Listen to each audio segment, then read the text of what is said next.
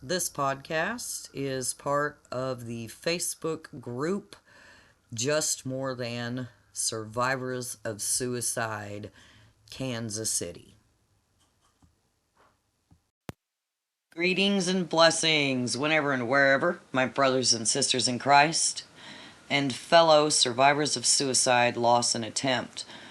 I am Brandy Johnson, ordained minister and a fellow survivor of loss. As always, I want to thank you and to thank everybody who has listened and is listening. I have been doing new things, stepping out of my comfort zone, and it takes a lot of courage. And it also means a lot to have your support, whether or not you have been directly affected by suicide. Knowing that these efforts are being supported by a caring community makes a huge difference in continuing to fight, to break the stigma, and to openly talk about suicide. Guys, in today's episode, I am sharing with you about my birth mother, Joyce, and my daughter, Jazzlynn, who both died by suicide almost 39 years apart. This one is, of course, more difficult because it hits at home and it places me in the center of the bullseye. I do have to give a little backstory here because I am adopted. Although I didn't know it until I was 13, I found out in a rather unpleasant manner, but I always knew that something was different. I just didn't know what it was or what to expect. My mother, Joyce, was born September 11th, 1963. So when I was born in July of 1981, she was still only 17 and just a couple months shy of her 18th birthday. Now, my adopted parents are wonderful people. They raised me the best that they could, and at the time of my adoption, my biological grandmother had already passed, and my grandfather had been left to help my mother with raising me.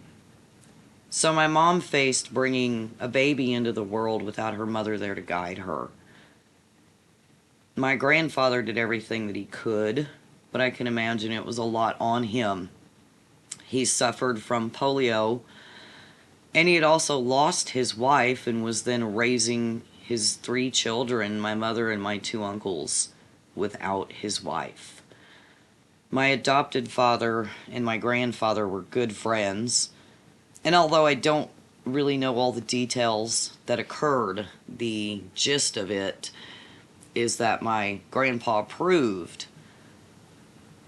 of me being adopted and being raised by my adoptive parents because my mother had mental health issues and probably some substance or addiction problems. Now, that doesn't mean she didn't love me any less. It just means that she was probably not physically, financially, and emotionally equipped to raise a child. My grandfather wanted better for me, so as an adopted person, I do suffer from my own set of traumas related to adoption. Much of that I have tried to face head on in order to promote my own mental health and well-being. But I'll tell you this, if they say you can't miss what you've never had, I'm going to tell you that they're wrong. For a little girl, well, for any child, heritage is important. Where we come from and who we are, it builds our pyramid of needs. First, our need for home and shelter and stability. But second, for acceptance in a family or a group unit. So knowing that we have stability in a family and a group unit, it helps us to achieve self-esteem and self-transcendence in our hierarchy of needs. But knowing I was adopted, finally finding out that I was adopted, it helped me put things together in my own head so that I understood the thoughts and feelings I was having were legitimate, because I knew that I was different. But also learning that I was adopted created a trauma response. The feeling of being alone in the world, feeling like You don't fit in with either family. You don't fit in with your new adopted family once you know, and you can't go back to your biological family and have things stay the same. It's something that often affects adoptees. But in my case, it also affected me when it came to having my own biological children. It made me more sensitive to the attachment and the bond between flesh and blood, especially when I learned that my mother had not only died, but she had died by suicide. It also increased my response to stay, to never take my own life, because I wouldn't want my children to be without me. I wouldn't want them to feel the same things that I had felt. And immediately, of course, I wanted to meet my biological family. I was able to meet my grandfather, to know my 2 uncles, to know my 5 cousins, and it helped me greatly. And in some cases, I felt that I was more of the sister taking my mother's place with my uncles than being their niece. But I'm also thankful because my children were able to grow up knowing my biological family and cousins. I also don't want to discount my adopted family. I have a huge set of cousins, my Solly cousins. You know who you are. I'm going to give a big shout out to you guys because you were my brothers and sisters growing up. Especially my cousin Amber. We've been cradled to the grave before I was even adopted. We were side by side in the hospital nursery. So I know that God had a greater plan here. And I know that there was a purpose and a reason for everything that happened surrounding not just my adoption, but eventually my mother's suicide. You know, my grandfather, he shared a few things with me about the evening that my mother died.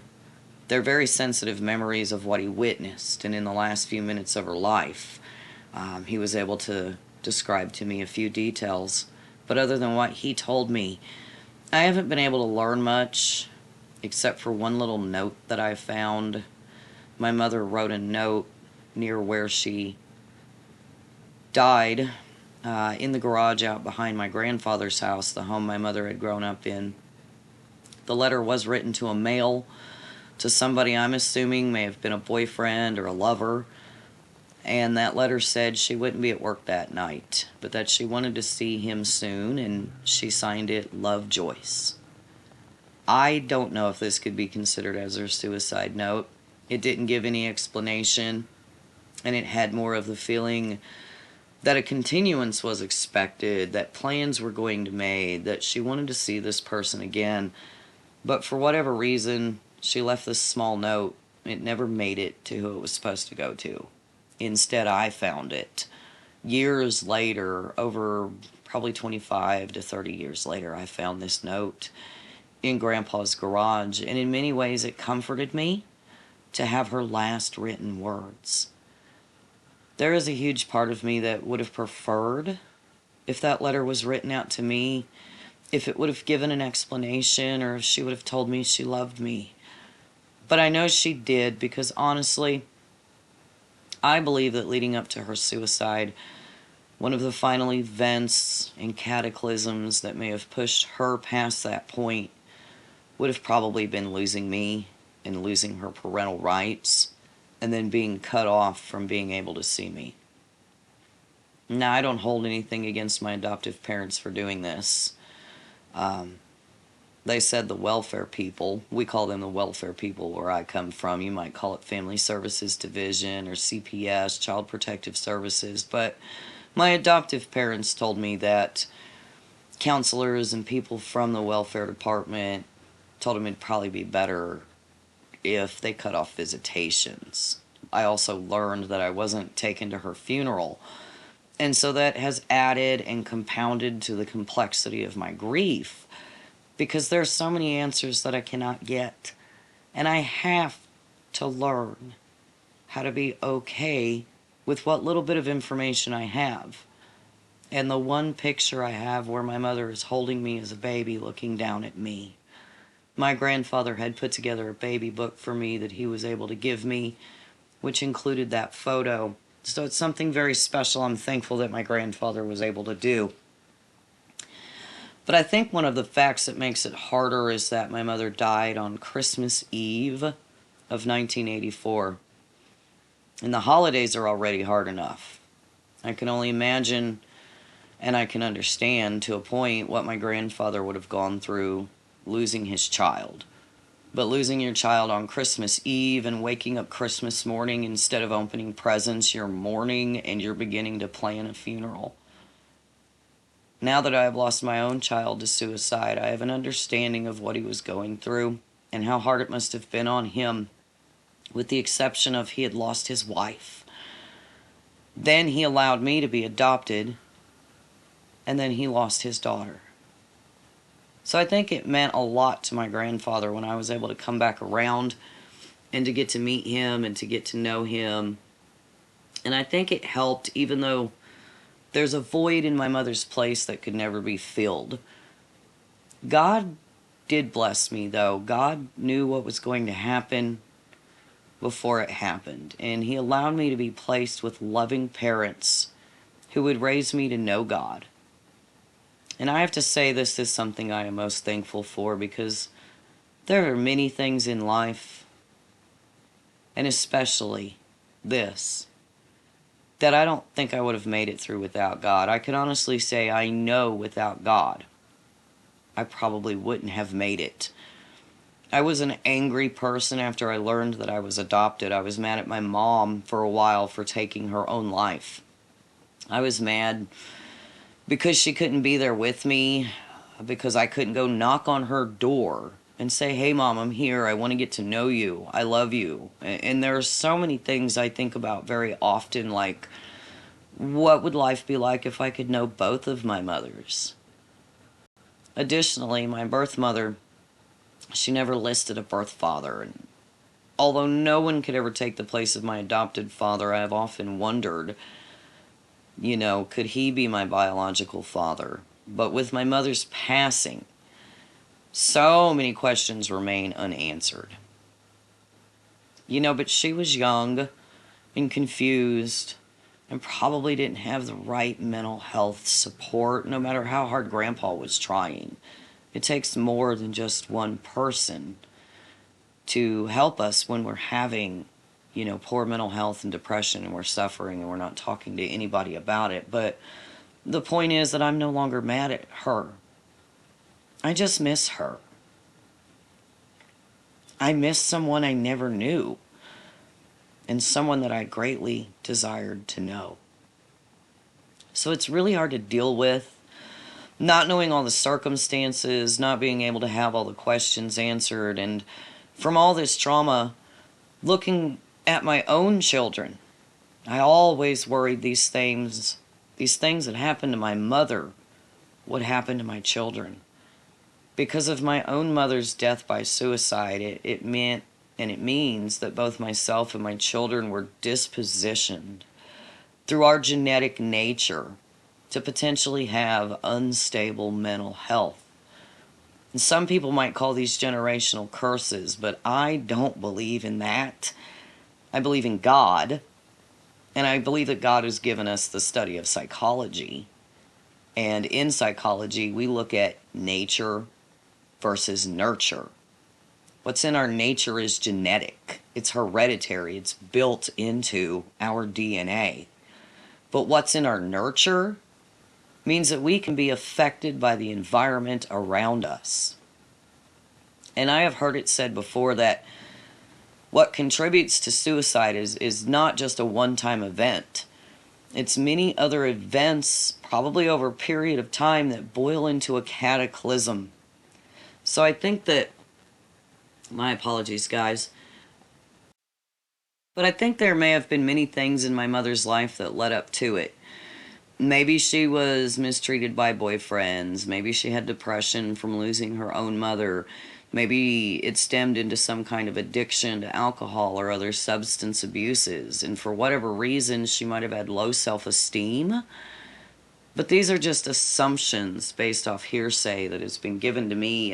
And whatever the case was, it wasn't just a one-time event. Looking at the nature of my family, one of my biological aunts disclosed to me that there have been other family members who have been suicidal or mentally unstable. Additionally, my grandfather, he suffered from Alzheimer's, so we can almost certainly say a predisposition for poor mental health is in the nature and genetics of my family line. Also, knowing that my mom had been through traumatic events like losing her mother and losing me, we know that her environment, that her nurture she received, may have also contributed to and affected her decision making. What I don't know a lot about would have been that internal home life, how my grandfather was handling raising 3 kids on his own, if they had continued going to church after grandmother passed away, things like that.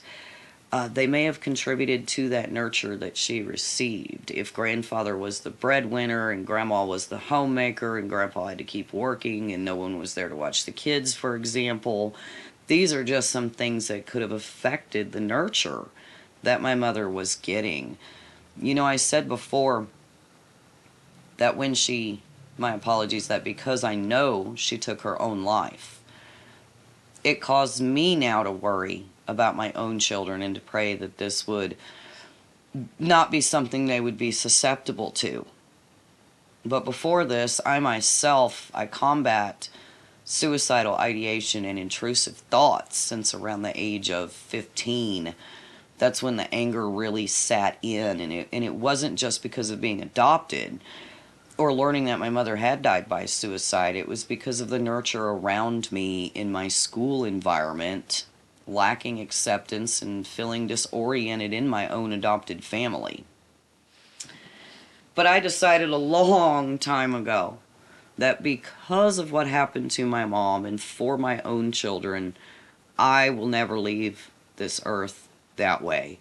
So I've always tried to check myself before I wreck myself. You'll hear me say that a lot. I believe we have to keep ourselves in check. So, additionally, my adopted mother suffers from schizophrenia and dementia. This has gone on pretty much all of my life, but nobody would acknowledge or diagnose or actually know that it was a mental health disease and a mental health illness until I was in my early 20s. But because of dealing with mental health issues in my family and my own issues, it opened my eyes to be self-aware and to practice more self-care in order to help the ones I love around me. It has also inspired me to study psychology now. You know, I want a better understanding of what's going on internally, not just for myself, but again to help others. That doesn't mean that I don't get shaken. I suffer from depression, from grief, from agoraphobia, from debilitating anxiety, just to name a few. And my daughter Jazzlynn and I are both huge mental health advocates. She advocated for the same reasons that I do, because we suffer from mental health disorders, and we have witnessed other family and friends also suffering. My children actually learned probably more than what they should from seeing me help my adoptive mother with a lot of her mental health issues. But it's kind of ironic because normally the people who are bringing awareness are the ones who are and have lived the experience. So that's one of the reasons why I believe it's important to share stories, to share other stories, and now also to share my mother and my daughter's story, because they are also my story. But my story is not just my story alone, however. My daughter was blessed to have 2 sets of parents, biological and bonus parents, because I don't like to use the word step parents. My daughter was blessed to have 4 parents who love her, to have many grandparents who love her, but also to have siblings, to have brothers and sisters who love her and are now also grieving and suffering. Not to mention other aunts and uncles, cousins, friends, tons of family members, but in many cases it's hard for some folks in our family to share or to speak especially depending on what stage of grief each and every one of us are in.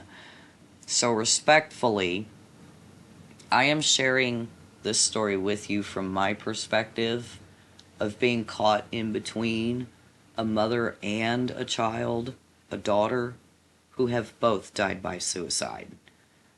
My daughter Jazzlynn was such a free spirit.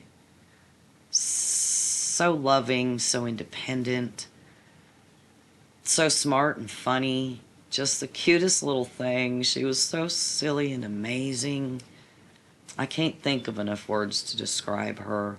She was beautiful.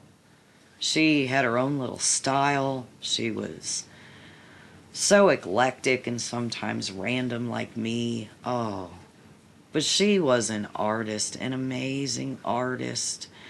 She was also a writer, and she was very creative, very imaginative, and she never ceased to amaze me with the things that her mind could come up with. But somewhere along the line, my sweet little innocent girl, she sought acceptance in the world. As she grew and changed, and as life changed around her, she fought back against the machine. She found ways to express herself, and she fought for justice because, much like me, she couldn't stand to see injustice in her life or in the life of others. She advocated for causes and not just mental health. She advocated for autism. You know, some people call it self-diagnosed. I just look at it as a diagnosis. But she also showed signs of autism that, as I look back now, I can see, you know, they might have been overlooked. A lot of them were very subtle, but a lot of them I didn't have much experience with, and she brung some of this to my attention. But as she grew older, she didn't want to be hugged and touched as much, and we often joked about it, like Sheldon in The Big Bang Theory, being a little antisocial and kind of quirky. But we had also agreed with each other that we didn't hold it against each other if one of us fell through on our plans, because we both had a big problem with anxiety. I had explained to her a little bit about the agoraphobia, but Jazzlynn also advocated for Down syndrome. The day of her own suicide attempt, she was wearing mismatched socks for Down syndrome day. And she was a very, very loving person. At a young age, she heard about another young girl who had been struck by a stray bullet on the 4th of July. And Jazzlynn wanted to help raise money for the family, so she did just that. Her school was putting together some stuff, and she raised money. She had also raised money to buy socks for Down Syndrome Day. But one of my favorite things is her love for animals that we both share. You know, I've said it before, and I'll still stand behind it today, that there are so many things that I could tell you about Jazzlynn. I would never have enough time. It would take me more than 23 years. It would take me longer than what she lived to share with you everything that I remember about her and about watching my baby grow up. But she was very special to all of us and to me. And in the beginning of my pregnancy, the doctors told me she might be tubal, that they may need to do a medical abortion, but instead, I was blessed, and I was told that everything was going to be okay, and I was able to carry her to full term successfully, and I delivered her on October 7th, 1999 at 5:55 p.m. She was my little mini-me, but she was a perfect mix of both her parents. And she was also left-handed. Which I have 2 out of 3 left-handed children, and my adoptive father was left-handed, so it was very special, not only for her to be left-handed, but for us to have lefties in the family. Of course, Jazzlynn was my only daughter, and she was my firstborn child. And then it seemed like watching her as a baby and her growing up just went by too quickly, because before I knew it, she was in kindergarten and 1st grade and then going to middle school. and graduating from high school a year early. She had dedicated her summers in order to graduate early, and I was so proud of her, as were all of us. And her bonus mom and I, we fought for her right to graduate after she transferred school districts, and they tried to deny her the opportunity. But there were many things that Jazzlynn wanted to do in her life. She thought about working in forensics or going to school to be a phlebotomist, and I always encouraged her. But she was a hard worker, and she was working to support herself at the end of her life. I always told her how proud of her I was for being stable and for maintaining her apartment. She had been in her apartment almost 3 years being stable, and additionally, again, I always continued to tell her how proud of her I was, and that I never judged her, and that all I wanted for her in life was to be happy and healthy, and to be able to be who it was that she was meant to be, not to ever be pressed down under anybody's thumb. She was too much of a free spirit to be thumbed and dumbed down. But we were justice driven. Neither one of us could stand to be injustified by someone else. But when she was 17, she bailed out of her dad's house, being a legal adult at 17. She started staying at friends' houses. And every day I would make her send me a message or something with her picture to let me know she was okay. But this had gone on for a while before she finally did settle down in her own apartment and became stable. So we had kind of a wild ride, and that's why I was so proud of her for growing and maturing and working to pay her bills. She didn't ask for much, but as she became stable, we thought, this is so great. She's grown, she's matured, and we looked forward to the future. However, looking back at the past, there were some problems when she was younger. Once she had been found cutting herself and had been placed in a behavioral health unit, and the cutting stopped, it seemed like, for a long time after that. We knew she had mental health issues as an adult.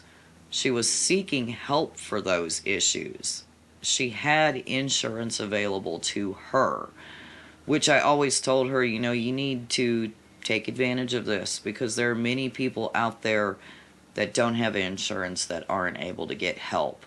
So thankfully, because of her bonus mom, she was able to have consistent insurance coverage.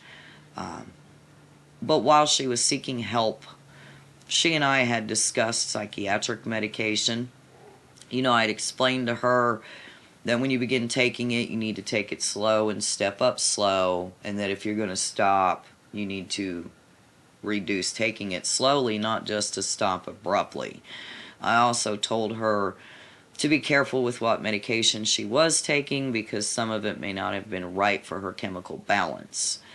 But at the time of her death by suicide, there were no psychiatric meds present in her bloodstream.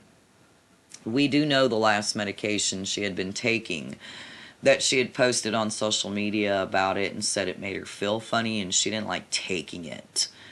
This is pretty common when being prescribed psychiatric meds. A lot of people don't want to continue taking it because of its adverse side effects. I will mention separately that sometimes it is difficult to find the right med, and a lot of people feel as though they become a guinea pig, and eventually they say, I'm done with meds, and in some cases they stop seeking any kind of counseling or treatment. So psychiatric medication was a focus that we had spoken about, because I knew that she may encounter some problems with it. But the night of her suicide, she had been drinking. She was just barely over the limit of intoxication. She was on the low side of the limit. So we can assume that slight intoxication is still intoxication, and it can lead to bad judgment calls. Instead of being on any type of psychiatric medication at the time of her death. The only, again, substances found in the bloodstream were marijuana and alcohol. But in both cases, being without psychiatric meds can also contribute to increased emotion during crisis. It can lead to an incorrect thinking pattern. So mixing that with slight intoxication, again, we can assume that those two things may have affected her decision making that night. But for us as a family, we did not get the warning signs we thought that we would. Other than Jazlynn's instances with cutting, there wasn't huge discussion, huge warning, or huge red flags about suicide. Since Jazlynn was living with her roommates, as I will call them, they didn't really share very much, and oftentimes I respected my daughter's privacy. There were a few things that were told to bonus mom, and she shared these things with me, and it rested uneasy with both of us regarding Jazlynn's environment and living situation with her roommates. But again, her roommates did not share with us some of those more intimate details that may have been much larger warning signs. It's really hard. We can't point fingers, and we can't say we should have known better, we should have known more, because in some cases, people don't let us know. And I have always said that if it's something my kids want to share with me, they'll share it with me. And being a strong-willed, independent person, I can only assume she didn't share much because she was trying to handle things as an adult on her own. But there are just some things in our nature that need to be nurtured properly. And in Jazlynn's case, her nurture surrounding her in her environment most likely contributed to that part of her nature that was predispositioned to believe that suicide was the only option at the time. But it wasn't the only option. She was always welcome to come home to both of her families, both of her households. We told her this many times. She could have come to mom's, she could have gone to dad's. But she was an independent, hardworking, strong-willed person. And had I been in her position, I wouldn't have went home to my parents' house either. So I never would, and I don't blame her for remaining as independent as she could. But the funny thing is that no matter how independent we are as human beings, we still need companionship. We still desire acceptance from those who are closest to us, especially those within our immediate acceptance group, normally located in the same place where we seek shelter and safety.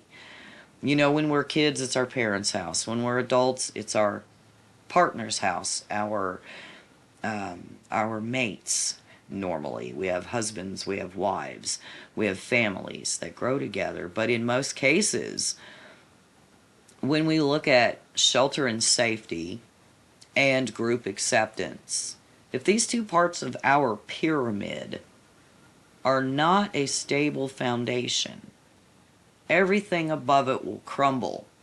Our self-esteem, our self-transcendence is affected when we're not stable in our home life, in our group that is closest to us. But although I won't be sharing all of the details now here, in the very near future on a much larger platform, I'll be sharing more detail about that home life. But what I can tell you today is that it was part of the cataclysm of the series of events that led up to her decision making that night. As a parent, as a mother, I do look at the events during her life, such as divorce and family separation, puberty, social acceptance in school, and other contributing factors over the years that may have affected her mental health running into the cataclysm of events closer to her time of death. And I'm able to kind of see how certain things in the past did affect what she was going through in the present. But again, Jazlynn was a strong-willed, independent person. And even when she was having problems as a teenager, she sought to resolve them on her own and in her own way. And again, oftentimes I always told her, as long as you're happy and you're healthy, that's what matters to me. And we would discuss things without judgment. It was a priority for me that she understood she was perfectly loved just the way she was. But the acceptance that she was seeking was from her immediate household. Yes, her other family life contributed that. But we can see now, looking back, that there was a reason why we may not have agreed with some of her life. And I had warned her against a lot of things that were happening. But still, she had to grow and she had to learn on her own. And I expressed this to her as well. That even as her parent, I could not control her life. I could give her guidance, but I had to let her learn on her own. I wanted nothing but for her to understand she was free to be herself and that nobody else should keep her from being the person she was meant to be. But I believe in the end that she was being restricted from fully blossoming into her own self, and it contributed to that cataclysm. You know, part of our hierarchy of needs, it includes our own self-acceptance in relation to our own self-esteem. And if someone is hindering us from being who we are called to be when we are being oppressed by someone else's ideology, it can really affect our own self-esteem, and it can cause us to reject ourselves.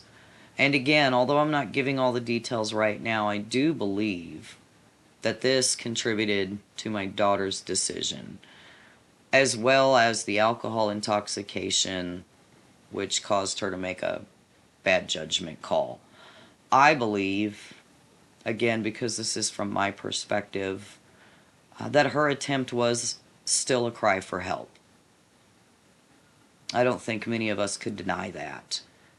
But I also believe that this attempt was not intended to go the way that it happened, and possibly that my daughter thought that help would arrive sooner. But unfortunately, when help did arrive, too much damage had already been done. Resuscitation attempts were made, and she was transported to the hospital, where we later learned that the damage caused a brain injury which could not be recovered from. In most cases, an anoxic brain injury is irreversible.